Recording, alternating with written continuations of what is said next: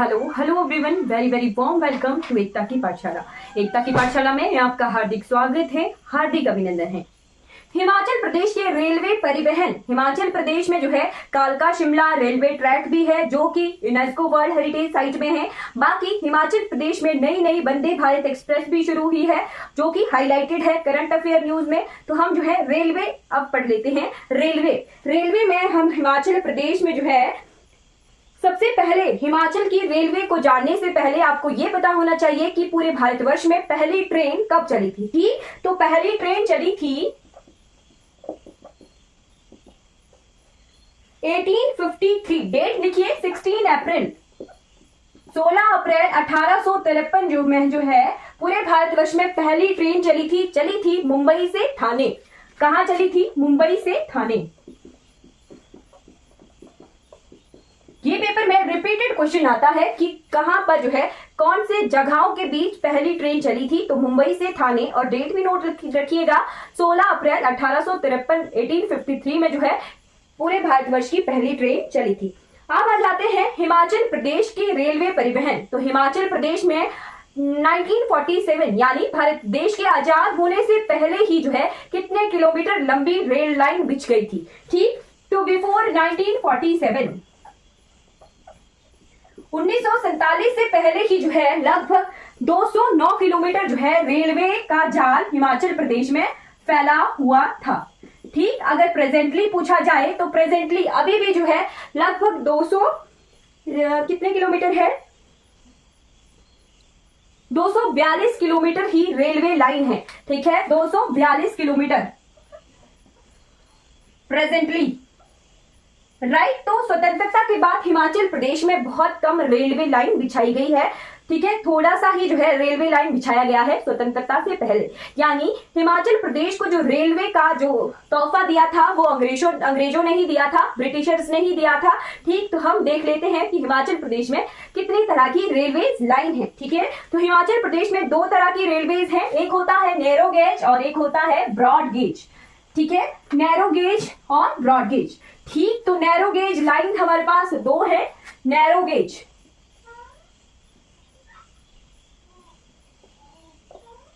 दो railway lines हैं, दो जो नैरो गेज है, एक है कालका शिमला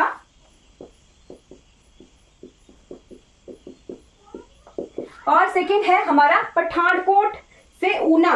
राइट, पठानकोट से जोगिंदरनगर।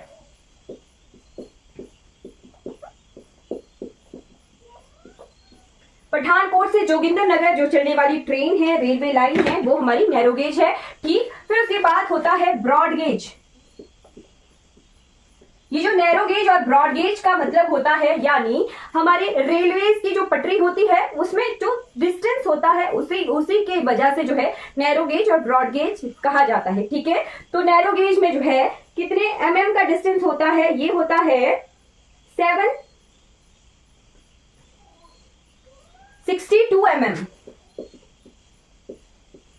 राइट, 762 mm का डिस्टेंस होता है रेलवे पटरी का। ठीक, फिर ब्रॉड गेज रेलवे लाइन हमारे पास एक ही है जो कि चलती है नंगल से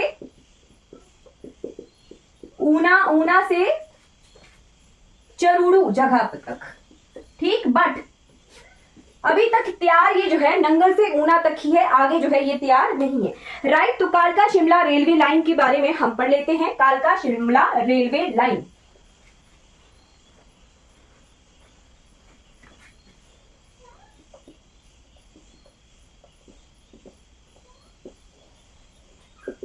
कालका से शिमला चलने वाली रेलवे लाइन। कालका कहां है? तो कालका है हरियाणा में। ठीक है, कालका है हरियाणा। ठीक है, कितने मीटर हाइट पर है ये कालका? तो कालका है जी 656 मीटर हाइट पर। राइट, अब ये आती है शिमला। शिमला में कितने मीटर हाइट तक ये आती है? तो ये आती है 2076 मीटर हाइट तक।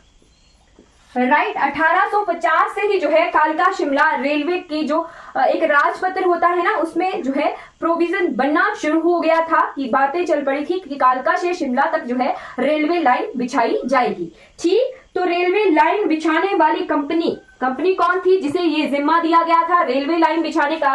वो थी दिल्ली अंबाला कंपनी।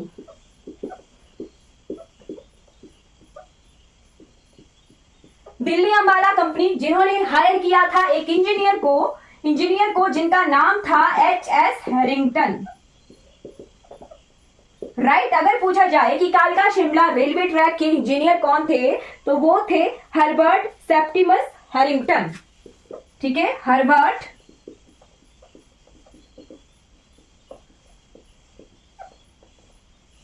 हैरिंगटन। ठीक, इनका साथ दिया था बाबा भलखूर राम ने, जिन्होंने छड़ी से जो है स्टिक से सर्वे किया था। ठीक है, बाबा भलखूर राम, जिन्होंने जो है छड़ी से सर्वे किया था इस ट्रैक का और तैयार किया था ढांचा कि इस तरह से जो है हमारी रेलवे लाइन हमने बिछानी है। ठीक, तो ये कहानी पहुंच जाती है 9 नवंबर 1903 को। ठीक, 9 नवंबर 1903 को जो है ये रेलवे लाइन कंप्लीट हो गई थी और उस वक्त जो है इसका उद्घाटन किया था उस वक्त के वाइसराय, जिनका नाम था लॉर्ड कर्जन। ठीक है, लॉर्ड कर्जन ने जो है उस वक्त के ये वाइसरॉय थे, जिन्होंने 9 नवंबर 1903 को जो है कालका शिमला रेलवे ट्रैक का उद्घाटन किया था। ठीक, इंजीनियर कौन थे, तो एच.एस. हैरिंगटन। ठीक, और उनका साथ दिया था बाबा भलखूर राम ने। ठीक है, तो इस रेलवे ट्रैक पर सबसे पहली ट्रेन कब चली थी ये भी पता होना चाहिए, तो 1 जनवरी 1906। 1 जनवरी 1906 को जो है इस रेलवे ट्रैक पर जो है पहली ट्रेन चली थी।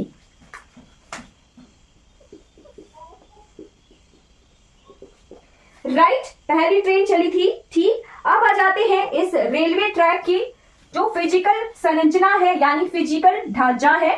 ठीक है, तो इस रेलवे ट्रैक पर है कितने पुल हैं, 869 ब्रिजेस हैं और टनल्स भी पूछी जाती है, तो टनल्स हैं 103 टनल्स। ठीक है, 103 सुरंगें हैं, जिनमें से सबसे लंबी सुरंग के बारे में पूछा जाता है, सबसे लंबी सुरंग। राइट, तो इस कालका शिमला रेलवे ट्रैक पर सबसे लंबी सुरंग है जिसका नाम है सोलन के बड़ोग में है। ठीक है, बड़ोग टनल। ठीक, ये जो सोलन का बड़ोग है, ये जिला कौन सा है, सोलन। ठीक, ये जो बड़ोग है ये जगह कितने मीटर हाइट पर है, तो ये 1560 मीटर हाइट पर लोकेटेड है। ठीक है, फिर पूछा जाता है कि इस सुरंग की जो है कितनी लंबाई है। ठीक, तो ये लॉन्गेस्ट टनल है, कालका शिमला रेलवे ट्रैक की सबसे लंबी टनल है, जिसकी लंबाई कितनी है, तो 1143 मीटर इसकी लंबाई है। ठीक है, 1143 मीटर, यानी इसे जो है 1 किलोमीटर 143 मीटर इस तरह से भी लिखा जा सकता है। ठीक है, तो इसकी जो है इतनी लंबाई है। राइट, फिर हमने जो है देखा कि बाबा भलखूर राम ने जो है हेल्प की थी एच.एस. हैरिंगटन की इसके सर्वे के लिए, तो इन्हीं के नाम पर जो है रेल संग्रहालय है, बाबा भलखूर रेल संग्रहालय, यानी बाबा भलखूर रेलवे म्यूजियम है। कहां पर है ये लोकेटेड, तो ये शिमला में है, शिमला के ओल्ड बस स्टैंड पर ये है। राइट, बाबा भलखूर राम रेल संग्रहालय। ठीक, अब इसकी जो है पूर्णतः जो है ये बहुत अच्छे से तैयार होगी और प्रेजेंट तक जो है इस पे जो है ट्रेन चलती हैं। ठीक, अब आ जाते हैं इस कहानी में पहुंच जाएंगे हम 2008 तक। ठीक, तो इसे 2008 में शामिल किया गया यूनेस्को वर्ल्ड हेरिटेज साइट में। ठीक है, कब की बात है ये, 8 जुलाई 2008। ठीक है, 8 जुलाई 2008। ठीक, 8 जुलाई 2008। हाँ जी, 8 जुलाई जो है कैप्टन बड़ोग के नाम पर था। ठीक है, उन्होंने जो है सुसाइड कर लिया था। ठीक, क्योंकि रेलवे जो ये सुरंग थी बड़ोग टनल, उसके जो है दोनों सिरे नहीं मिल रहे थे। ठीक है, उसी के बाद जो है एच.एस. हैरिंगटन को एज अ इंजीनियर डिप्यूट किया था। ठीक, 8 जुलाई 2008 को जो है इसे यूनेस्को वर्ल्ड हेरिटेज साइट में शामिल किया गया था। UNESCO world heritage. ठीक, यूनेस्को वर्ल्ड हेरिटेज में जो है इसे भारत के माउंटेन रेलवेज में शामिल किया गया है। ठीक है, mountain railways of India.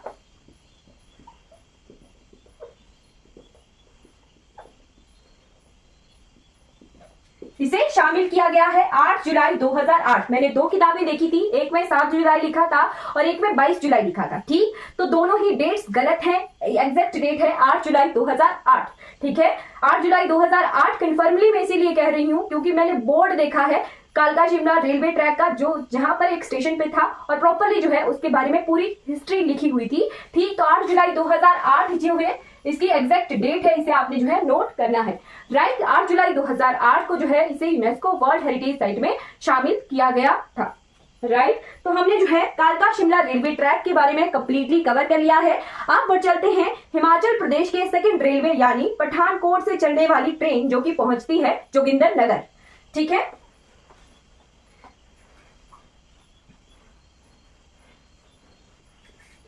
Second narrow gauge railway track of Himachal Pradesh is Pathankot to Jogindernagar. Right, Pathankot से जोगिंदरनगर चलने वाली ये ट्रेन कब शुरू हुई थी? तो ये अच्छा एक चीज रह गई उसमें नोट करना है, कालका शिमला रेलवे ट्रैक की लेंथ कितनी है? तो 96.54 किलोमीटर लेंथ है हमारे कालका शिमला रेलवे ट्रैक की। ठीक, अब आ जाइए पठानकोट से जोगिंदरनगर चलने वाली ट्रेन, ये कितने किलोमीटर इसकी रेलवे लाइन की लेंथ है? तो ये है 113 किलोमीटर, 113 किलोमीटर इसकी लेंथ है।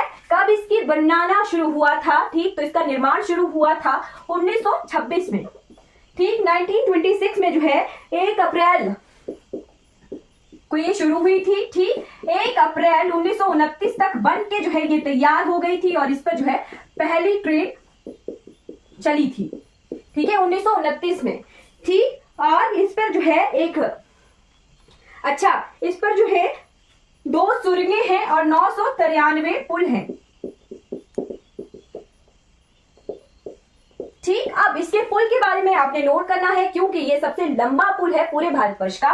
ठीक है, सबसे लंबा पुल है पूरे भारतवर्ष का, नैरो गेज रेलवे लाइन पर बना हुआ। ठीक, जो कि है गज पुल, गज खट पर जो है नैरो गेज लाइन पर बना हुआ सबसे लंबा पुल है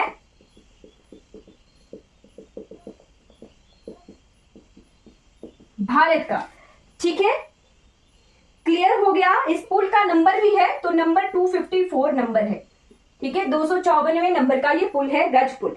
ठीक है, और इस रेलवे लाइन को एक और नाम से जाना जाता है कांगड़ा मौली रेलवे के नाम से। ठीक है, किस नाम से? कांगड़ा मौली रेलवे के नाम से इसे जाना जाता है। ठीक, तो पठानकोट से जोगिंदरनगर चलने वाली नैरो गेज रेलवे लाइन के बारे में हमने पढ़ लिया है। अब पर चलते हैं हमारे ब्रॉड गेज रेलवे लाइन। ठीक है,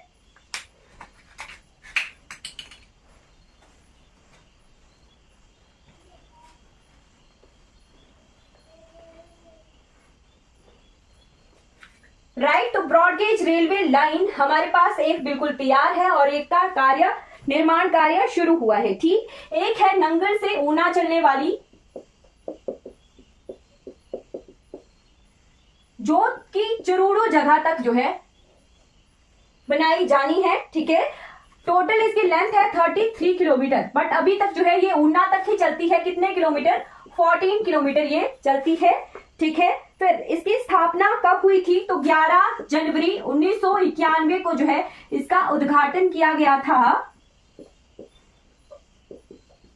किसके द्वारा? तत्कालीन उस वक्त के हमारे रेलवे मंत्री थे ज्ञानेश्वर मित्रा जी, उन्होंने जो है इसका उद्घाटन किया था। ठीक है, ये केवल मात्र एक रेलवे लाइन है जो ब्रॉड गेज है, जो बिल्कुल तैयार है। ठीक, एक और रेलवे गेज नाम है भानुपल्ली से ये चलने वाली है बिलासपुर। ठीक है, तो इसका नाम ही है अभी तक इसकी शुरुआत बनने की शुरू हुई है या नहीं हुई है, कोई डाटा नहीं है। ठीक है, फिर आ जाइए लेटेस्ट इंफॉर्मेशन रेलवे की, तो वंदे भारत एक्सप्रेस।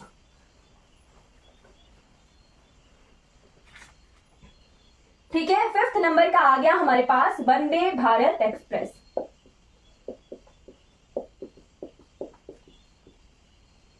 राइट, ऊना से दिल्ली चलने वाली ट्रेन वंदे भारत एक्सप्रेस जो है ऊना से दिल्ली चलने वाली है। ठीक है, ठीक, और इसकी इनॉग्रेशन हुई थी अक्टूबर 2022 को। हमारे माननीय प्रधानमंत्री जी ने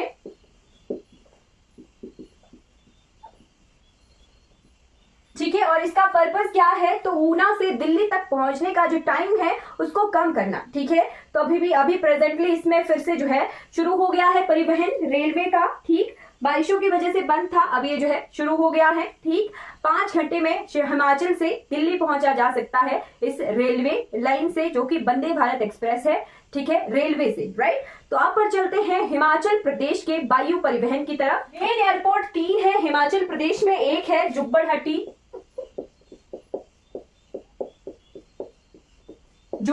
जो कि शिमला में है, ठीक है। 24 मई 1987 को ये बना था, राइट। फिर सेकंड आ गया हमारे पास, इसके बाद बना हुआ गग्गल एयरपोर्ट, जो कि सबसे बड़ा एयरपोर्ट है हिमाचल प्रदेश का।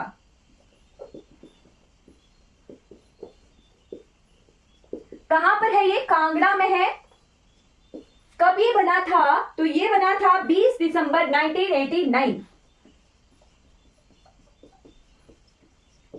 1989 को जो है ये बना था। थर्ड एयरपोर्ट आ गया हमारे पास भुंतर एयरपोर्ट,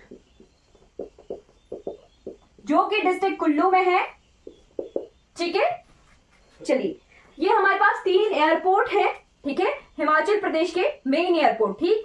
बाकी जो है उड़े देश का आम नागरिक, ठीक है, उड़ान परियोजना के तहत जो है बहुत सारी हवाई पट्टियां जो है भारतवर्ष में, क्या हिमाचल प्रदेश में भी बनाई गई हैं। 2020 के आंकड़ों के अनुसार हिमाचल प्रदेश में जो है 63 हेलीपैड जो है छोटी हवाई पट्टियां बन चुकी थी, ठीक है। तो प्रेजेंटली बहुत सारी अभी जो है निर्माणाधीन है, कई बना दी गई हैं, ठीक। तो नेक्स्ट सर्वे तक जो है पूरा क्लियर हो जाएगा, ठीक। आपके लिए होमवर्क है, आपने पता करना है कि भुंतर एयरपोर्ट कब बना था, राइट। 2-3 होमवर्क मैंने बताए हैं, वो कवर करने हैं, राइट। उसके बाद आ जाते हैं वाटर ट्रांसपोर्टेशन यानी जल में जो है ट्रांसपोर्टेशन, ठीक। तो वाटर ट्रांसपोर्टेशन ऐसे तो बहुत सारे 106 वाटर हाईवेज हैं, ठीक है, वाटरवेज हैं पूरे भारतवर्ष में, ठीक। बट हिमाचल प्रदेश में गोविंद सागर झील, जो कि बिलासपुर में है, और सेकंड है पौंग झील, जिसे महाराणा प्रताप सागर लेक भी कहते हैं, कांगड़ा में। यहां पर जो है बोट्स चलती हैं जिनके कहते हैं अग्नि बोट्स, और इनके द्वारा जो है एक सिरे से दूसरे सिरे जो है जाया जाता है, ठीक है। कुछ पर्यटन के लिए भी है और कुछ जो है आने जाने के लिए भी यूज होती हैं, ठीक है।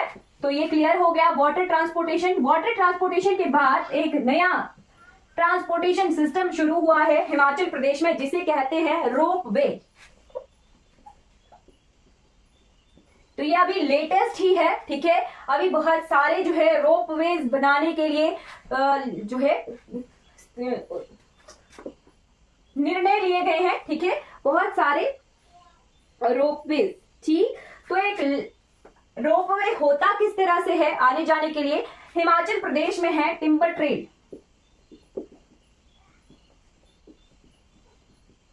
परवाणु में। ये भी पेपर में क्वेश्चन आया था, स्टार लगा के लिखिएगा कि टिम्बर ट्रेल कहां पर है, परवाणु में है टिम्बर ट्रेल, ठीक है। ये भी क्या है, एक तरह का रोपवे है, बट ये प्राइवेटाइज्ड है, ठीक। तो इसी के तरह जो है इसकी प्रणाली को सिंगापुर से लिया गया है, ठीक है।